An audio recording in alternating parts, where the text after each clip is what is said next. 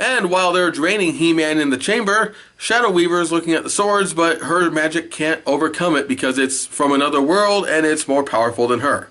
That night, the sword just calls to Adora while she's sleeping, and she gets up and goes to look at it. Adora, the Horde stole you from your parents when you were a tiny baby, but you also had a twin brother. Sorceress contacts her and tells her everything she needs to know to become She-Ra by telling her the magic words to say. No, my brother. For the honor of Grayskull. Okay, here's the time to talk about this now that she's actually She-Ra. I never watched this cartoon as a kid. I was 7 or 8 and, girls were yucky and all that, so I didn't want to watch a show that was starring a girl and everything. I don't know if I would have liked it anyway, but let me tell you, this show was not marketed well because the cartoon is not that dissimilar from the He-Man cartoon. As you can see here, this is mostly in the She-Ra world, even though He-Man's fitting right in with it. But look at the way they were marketed. Their toy lines were marketed, that is. See the difference. He-Man? It's Terror Claw's Skeletor. Against Flying Fists, He-Man. She-Ra. This is Princess Adora, sister of He-Man, and her gentle horse. Each sold separately, you can pretend. I get the feeling that as a kid, I would have found this show marginally entertaining, but the commercials would not have directed me in the right direction. It's almost like they expected to appeal to a My Little Pony audience while making their show for a He-Man audience. It's so bad that the villains like Hordak, they didn't actually get to be She-Ra villains in the She-Ra line. They were He-Man figures. And yet they're She-Ra villains, because She-Ra didn't get villains because they were basically Barbie in the Conan world. Girls don't want villains. That's pretty much what seems to be the thinking, but the cartoon wasn't made that way. The cartoon is an adventure with good guys and bad guys and a rebellion. It might have been something I would have liked as a kid if I'd given it a chance. He-Man, catch! Ah! Don't throw that, you crazy woman! By the power Hurry, He-Man. This door won't last much longer. Grayskull. So she gives He-Man his sword, which allows him to apparently recharge his willpower. Because that's how that works. And they fight their way out. And She-Ra's horse, Spirit, also now turns into Swiftwind, a flying Pegasus unicorn. Because, girls. Okay, yeah, I will grudgingly admit that as a little girl, the flying unicorn would definitely have appealed to me. You can pretend. So She-Ra decides to fly off and go join with the rebels while He-Man's going to stay behind and destroy the super weapon. However, he fails and the super weapon gets fired, but She-Ra manages to throw a rock and block the shot. So how effective can this be if a rock can stop it? He-Man wrecks the machine before the second shot's able to be fired, and all the willpower fog leaks out and goes back into the prisoners. Although, wouldn't they only have half their will since one shot was already fired? Or am I overthinking She-Ra here? She-Ra rescues He-Man, which I will like that He-Man doesn't come and do all the rescuing. They help each other. That's a nice touch. And they go off to join the rebellion together. Back on the ground, after they're safe, the Sorceress continues the exposition in full. Basically, about 20 years ago, the evil Horde invaded from their parallel dimension and were beaten back in Eternia, but Hordak stole Adora as a baby. They had been recently born as twins, and that was his petty revenge against the people who had beaten him. It's also revealed that Hordak was Skeletor's old boss. To spare Adam the pain of your loss, I cast a spell that wiped all memory of you and the Horde from the people. Only the king and queen, Man-at-Arms, and I knew the secret. Yeah, these supposed good guys are keeping a lot of secrets from each other. So Adora joins with the rebels, and their first mission is going to be a rescue of Glimmer's mother, who's the real rebel leader. Wait, the story is still going? I'm not even sure if this was meant to be a theatrical movie first, or if it was an episode first, but this is the 5-part premiere saga, if you will, of She-Ra the series, and it shows, because you'll see there's like 22-minute gaps that are their own little mini episode, and there's a lot of padding to make sure those 22-minute gaps are filled out. We'll just splice this plot in here. Yeah, this is a padding episode. So, action scene, action scene, action scene, and the rebels have a new leader. Oh, thank God. She can't possibly be worse than... Thank you, mighty warrior. By the way, did I mention that this was the only of these toy movies that didn't add new cast? because they didn't add a new cast. Can you remove this collar from my neck, He-Man? You can tell. It was that collar which prevented me from using my magic. But now that it is gone... I was mad as hell, and I'm not going to take it anymore. And with Thursday's episode, the rescue mission over, they decide to go back to Eternia to visit Adora's parents, and Hordak manages to follow them. In the most ludicrous way possible. Yeah, I think that's Hordak's thing, is he transforms all the time into different shapes. You're only getting a slight taste of it here, but my vague memories of what Little She-Ra I did watch as a kid seems to be that was what he did a lot more in the show. And the reunion at the palace is actually pretty emotional for this show. See it for yourself. Mother, Father, my daughter. Oh, my dear, sweet daughter. Yeah, again, standard voice cast. So Hordak decides to go back to Snake Mountain, which was apparently his old fortress, and then we see... Skeletor! How good to see you again! Yay! Skeletor is here! Skeletor is awesome! Wait!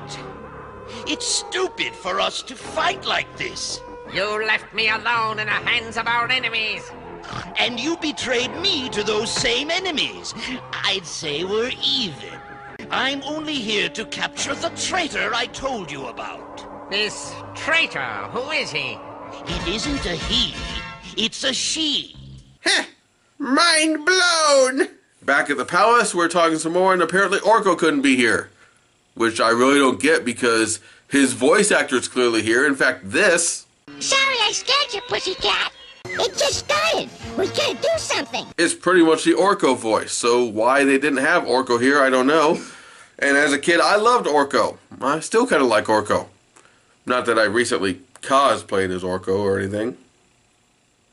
We can't do something. So Skeletor, Hordak, and several of Skeletor's minions come to the palace, because apparently they know right where the palace is, and can sneak right outside the castle itself. But then they shapeshift into servants. Fair enough. And apparently they have lens crafters on Eternia. Oh, but this is a very special type of cake, Your Majesty, as you're about to see. Greetings, princess. Hordak! Skeletor. Donkey! Oh, so you get rid of your effective disguises and take one of them. Because why poison or kill them in some other way when you can take one of them?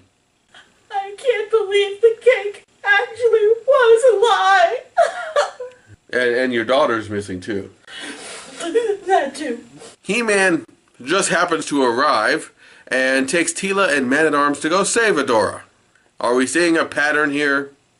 Oh, thank God, He-Man, it's you and not my useless tit of a son. Back at Snake Mountain, Skeletor completely goes against his character and betrays his former boss that he's already betrayed before, kicks him back into Etheria, and keeps Adora as a prisoner for himself. And then Adora faints. Oh, God. Woman, this better be a ploy so you can get... Okay, good. It is a ploy. All right. That's good. I'll give you that. You're being clever. At least for this show. She manages to get her sword back, and She-Ra's the place up. I am She-Ra! Hey, did you hear something very, very loud? Silence! Skeletor to King Randor. Come in, you royal boob. It's not nice to call people names. Who are you? And owner of 2 royal boobs.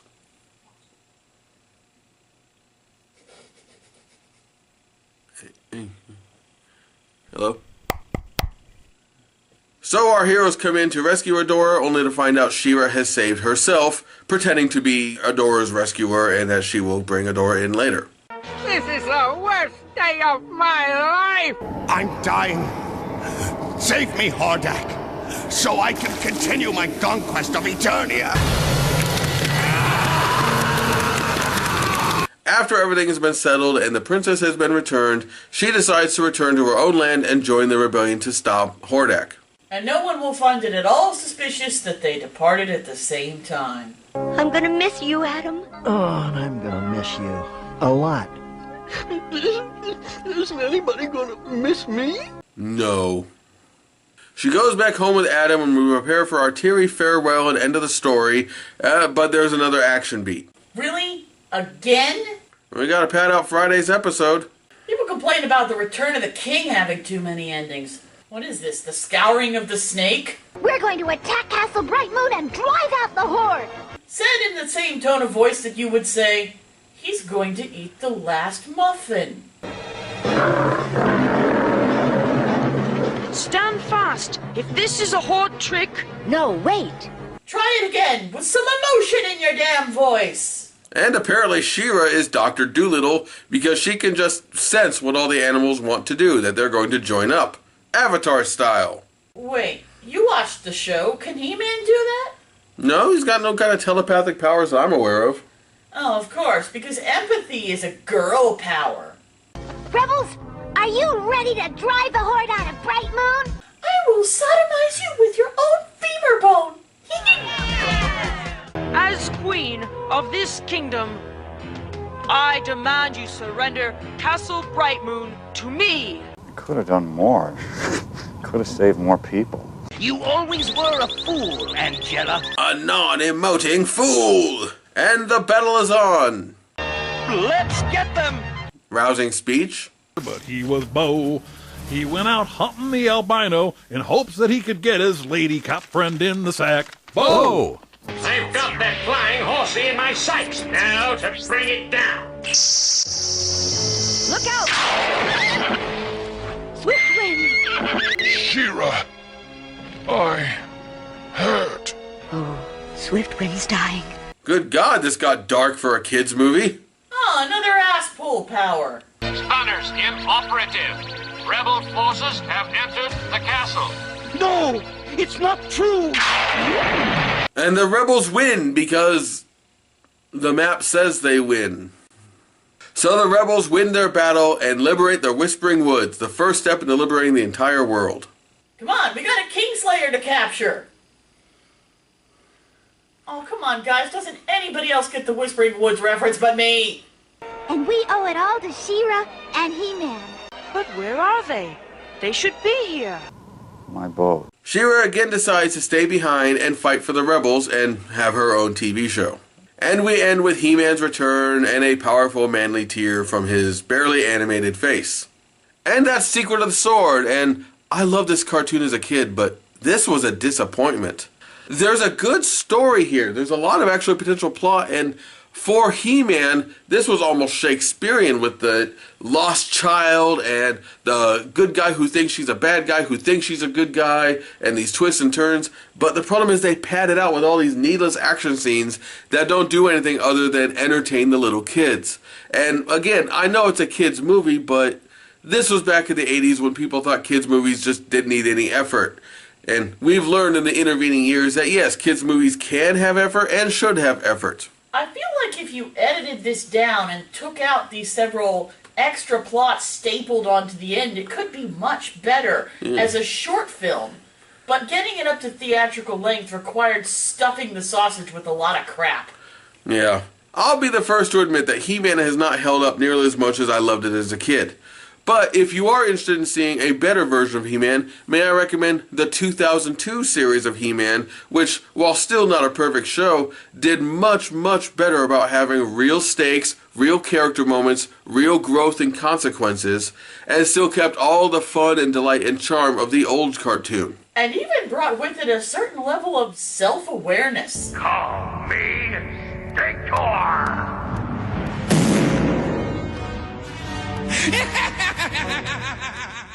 So as usual, decide for yourselves. But as for me, well, we're not done with the 80s just yet.